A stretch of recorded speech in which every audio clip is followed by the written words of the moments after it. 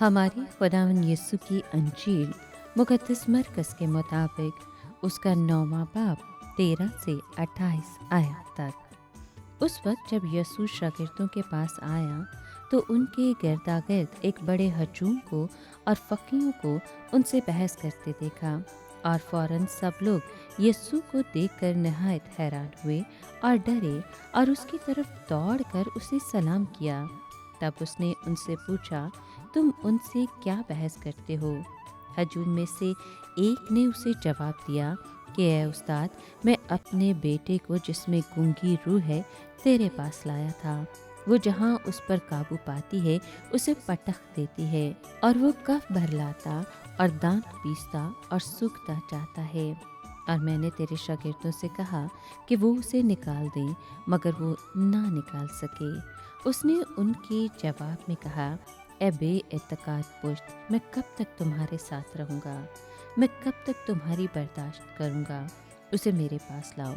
और वो उसे उसके पास लाए, और उसे देखते ही रूह ने उसे मरोड़ा और वो ज़मीन पर गिरा और कफ लाकर ईंटने लगा। तब उसने उसके बाप से पूछा, कितनी मुद्दत हुई कि उसे ये हो रहा है? वो बोला, लड़कपन ही से, और अक्सर वो उसे आग में डाल देती है और पानी में भी, ताकि उसे हलाक करे। तो अगर तुझसे कुछ हो सके तो हम पर तरस खाकर हमारी मदद कर। पर यीशु ने उससे कहा कि क्यों, अगर हो सके? मौतकत के लिए सब कुछ हो सकता है। लड़के के बाप ने फौरन आंसुओं के साथ चिल्लाकर कहा, मैं एतकाद रखता हूँ, तू मेरी कम एतकादी की भी मदद कर।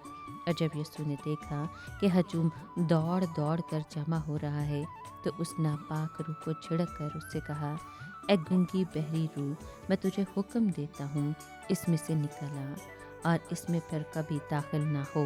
वो चिल्लाकर और उसे बहुत इंठा कर निकल आई, और वो मुर्दा सा हो गया, ऐसा कि अक्सरों ने कहा कि ये मर गया है। मगर यीशु ने उसका हाथ पकड़कर उसे उठाया और वो उठ खड़ा हुआ। और जब वो घर में आया तो उसके शागिर्दों ने पोशीदगी में उससे पूछा कि हम उसे क्यों ना निकाल सके। उसने उनसे कहा कि ये जिन्स सिवाय दुआ और रोज़े के किसी तरह से निकल नहीं सकती। पाक कलाम के पढ़े और सुने जाने पर खुदावंद की बरकत हो, खुदा का शुक्र हो। अजीज दोस्तों, आज के कलाम में हम सुनते हैं कि एक बदरू गिरफ्तार लड़का शिफा पाता है। जब यीशु ने इस नापाक रूह को बच्चे में से निकल जाने का हुक्म दिया तो उसे एक नहायत हौलनाक दौरा पड़ा, ऐसा कि वो मुर्दा सा हो गया। निजात दहिंदा ने उसका हाथ पकड़कर उसे उठाया और सही सलामत बाप के सुपुर्द किया। अब बाद में जब मसीह घर में अपने शागिर्दों के साथ तन्हाई में था तो उन्होंने पूछा कि हम उसे यानी नापाक रूह को क्यों ना निकाल सके। उसने जवाब दिया कि बाज़ मौजज़ों के लिए दुआ और रोज़े की ज़रूरत होती है। हम में से कौन है जिसे अपनी मसीही खिदमत के दौरान कभी मायूसी और एहसास से शिकस्त का सामना नहीं होता? हम पूरी दयानतदारी से बेथकान काम करते हैं, मगर कोई निशान नज़र नहीं आता कि रूहुल कुद्दुस कुदरत के साथ काम कर रहा है।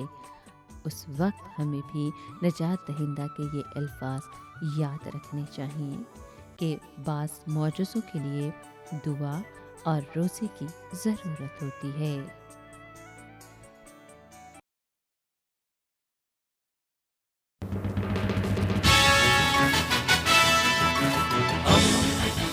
दोस्ती का पैगंबर, रेडियो वेरितास एशिया।